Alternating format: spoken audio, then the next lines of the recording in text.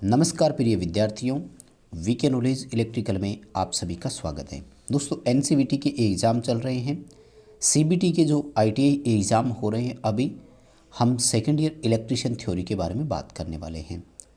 आज दोस्तों 23 दिसंबर है और 23 दिसंबर 2021 को जो सेकंड शिफ्ट थी हमारी, उस सेकंड शिफ्ट में जो क्वेश्चंस पूछे गए, यानी जो कि 12 बजे से लेकर 2 बजे तक का समय होता है, इसमें जो शिफ्ट हुई थी, कौन कौन से क्वेश्चंस पूछे गए, आज की इस वीडियो में हम सॉल्यूशन करने वाले हैं। काफ़ी अच्छे क्वेश्चन है और कई नए क्वेश्चन भी पूछे गए थे। यदि आपका पेपर अभी नहीं हुआ है तो इस वीडियो को पूरा देखना, क्योंकि इनमें से जो भी क्वेश्चन है, हो सकता है आपके पेपर में वही क्वेश्चन देखने को मिल जाएं, क्योंकि आईटीआई में बहुत से क्वेश्चंस प्रीवियस पेपर से रिपीट हो जाते हैं। इसलिए इस वीडियो में जितने भी क्वेश्चन हम आपको बता रहे हैं, सभी क्वेश्चन को लास्ट तक ज़रूर देखना। आगे बढ़ने से पहले आपसे निवेदन करूंगा, यदि अभी तक चैनल सब्सक्राइब नहीं किया तो इस चैनल को सब्सक्राइब कर लीजिए और इस वीडियो को लाइक ज़रूर करें, अपने दोस्तों को शेयर करें, क्योंकि चैनल पर बहुत सी जानकारी, बहुत सा कंटेंट, मटेरियल, नोट्स आपके लिए उपलब्ध है, आपके लिए उपयोगी साबित होगा। आइए आज के प्रश्नों से शुरू करते हैं। सवाल पूछा गया कि क्यों पोल कोर स्टैंपिंग्स डीसी जनरेटर में पटलित को इंग्लिश में बोलते हैं लेमिनेट।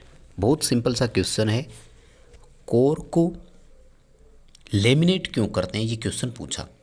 और मुझे नहीं लगता कि लेमिनेशन वाले प्रश्न में किसी को प्रॉब्लम होगी। क्या किसी की भी कोर हो, डीसी जनरेटर की आर्मेचर कोर हो या एसी स्टेटर की कोर हो या ट्रांसफार्मर की कोर, लेमिनेशन करने का जब भी सवाल आए उत्तर एक ही है, एडी करंट हानि को कम करना। स्ट्रेसिस हानि कम करने के लिए सिलिकॉन स्टील यूज लेते हैं और एडी करंट हानि कम करने के लिए लेमिनेट करते हैं। आपको इस प्रश्न में डी उत्तर करना था, डी उत्तर बिल्कुल सही आंसर है। आगे देखो, एक क्वेश्चन पूछ रहा है कि एक आदर्श अल्टरनेटर में प्रति फेज विद्युत वाहक बल की गणना करने के लिए किस फॉर्मूले का उपयोग करते हैं। ये क्वेश्चन ऐसा है जो लगभग हर शिफ्ट में रिपीट हुआ था, इसलिए यदि आपका पेपर अभी तक नहीं हुआ है तो इस प्रश्न को बहुत अच्छे से पढ़ लीजिए। पूरे संभावना है आपके पेपर में भी ये क्वेश्चन हो। डी उत्तर इसका सही रहेगा। 4.445 FT, KP और KD यानी डिस्ट्रीब्यूशन फैक्टर और पिच फैक्टर को छोड़ देना है, क्योंकि आदर्श है, आदर्श में उनका मान इकाई माना जाता है। डी ऑप्शन के साथ आप इसमें जाना, काफ़ी अच्छा क्वेश्चन है। आगे देखो, सिंगल फेज मोटर का नाम पूछा है इसमें, तो ये हर पेपर में रिपीट हुआ है, हर दिन हर शिफ्ट में, है ना। देखो 20 दिसंबर से पेपर शुरू हुए थे, 20, 21, 22 और 23, आज 4 दिन हो गए, लगातार हर पेपर में ये क्वेश्चन आ रहा है। कैपेसिटर मोटरों के बता रहे हैं कि तीनों ही डायग्राम आ रहे हैं। ये परमानेंट कैपेसिटर है, ये उत्तर सही हो जाएगा। यदि कैपेसिटर से पहले यहाँ पर सेंट्रीफ्यूगल स्विच अगर और लगा हुआ हो तो वो कैपेसिटर स्टार्ट मोटर हो जाएगी, और अगर 2 कैपेसिटर हो तो वो capacitor start capacitor run motor हो जाएगी। तीनों के डायग्राम आ रहे हैं, आप आराम से करना, जल्दबाजी में गलत मत कर देना। उसके बाद देखो, एक ये प्रश्न है जो सबसे ज़्यादा बार रिपीट हो रहा है, सिंगल फेज मोटर का कार्य सिद्धांत क्या है, वर्किंग प्रिंसिपल पूछा जा रहा है। देखो वैसे तो फैराडे का विद्युत चुम्बकीय प्रेरण होता है, लेकिन निम्न असाइनमेंट में ए दिया हुआ है, इसलिए ए ऑप्शन के साथ ही जाना है। लेंज का नियम इसका उत्तर करना है आपको, क्योंकि असाइनमेंट के अनुसार ही कॉपी को चेक करेंगे, वो उसी के आधार पर आपको मार्क्स मिलेंगे। ए उत्तर कर देना, सही मान लिया जाएगा, पूरे नंबर भी मिल जाएंगे। देखो पेपर में, हर पेपर में ये प्रश्न ऐसा है जो रिपीट हुआ है, इसलिए बहुत इम्पोर्टेंट है आपके लिए। तो यदि पेपर नहीं हुआ है तो इसे ज़रूर देखें और कमेंट करके बताइए आपका पेपर हो गया या होना बाकी है। आगे देखो, पूछ रहा है आपको एक कन्वर्टर दिखाया गया है, इस कन्वर्टर का नाम क्या है, हमें ये बताइए। बहुत सिंपल सा है, देखो मशीन लगी हुई है तो रेक्टिफायर तो हो नहीं सकते, मोटर जनरेटर सेट इसलिए नहीं है क्योंकि 2 मशीनें नहीं दिखाई, बचा क्या, एक ही ऑप्शन बचाना, रोटरी कन्वर्टर उत्तर हो जाएगा। तो ये जो आपको दिखाया गया है ये रोटरी कन्वर्टर है। आगे देखो, बहुत सारे क्वेश्चन ऐसे हैं जो रिपीट हुए हैं, लेकिन कुछ नए प्रश्न भी है। जैसे ये क्वेश्चन नया था कि गति नियंत्रण की कौन सी विधि ऐसी है जो केवल 3 फेज स्लिपरिंग मोटर के लिए ही अप्लाई हो सकती है। वो है रोटर रियोस्टेट विधि। देखो, कैस्केड नियंत्रण स्लिपरिंग और स्क्रोल केज दोनों पर हो सकता है। फ्रीक्वेंसी बदलना और पोल की संख्या बदलना, ये भी स्लिपरिंग और स्क्रोल केज दोनों पर समान रूप से अप्लाई हो सकता है। लेकिन रोटर में रियोस्टेट केवल वाउंड रोटर मोटर में यानी स्लिपरिंग मोटर में ही लगाया जा सकता है, स्क्रोल केज मोटर में नहीं लगाया जा सकता। ये अच्छा क्वेश्चन है और नया क्वेश्चन है, पहले के बच्चों ने नहीं बताया था इसके बारे में। और जैसा कि आप सभी जानते हैं सीबीटी एग्ज़ाम हो रहे हैं, तो बच्चों को जितने क्वेश्चन याद रहते हैं वो हम तक पहुंचाते हैं और हम उसी के अनुरूप वीडियो बनाते हैं। आगे देखिए, इन्वर्टर और कन्वर्टर दोनों के रूप में जो काम कर सकता है उसको सिंक्रोनस कन्वर्टर बोलते हैं।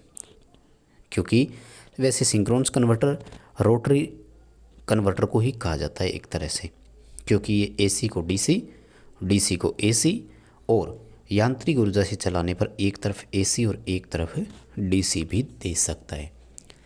इसलिए सबसे उपयुक्त कन्वर्टर कहते हैं कि इसी को माना जाता है।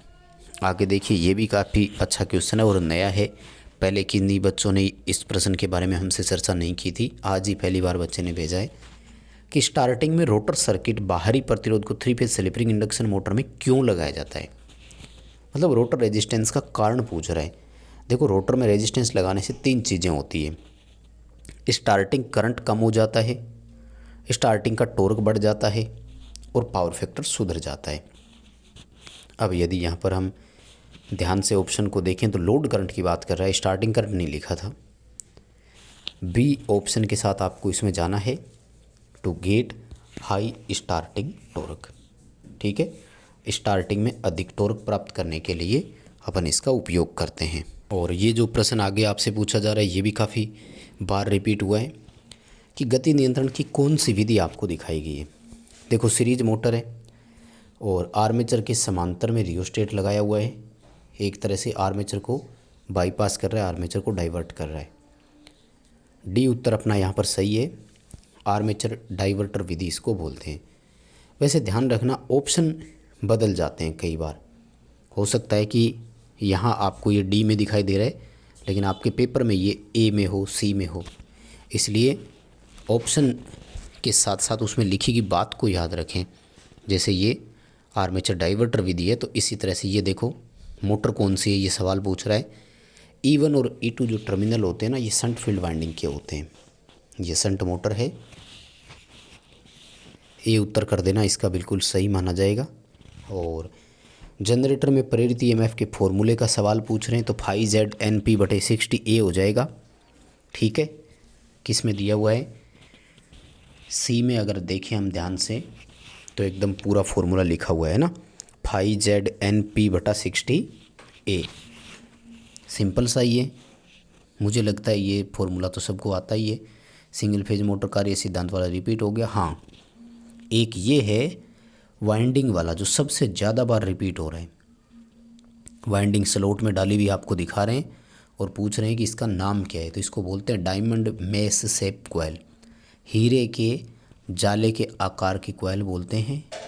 काफ़ी अच्छा क्वेश्चन है ये, क्योंकि पेपर में कई बार रिपीट हुआ है, इसलिए इसको ध्यान जरूर रखें।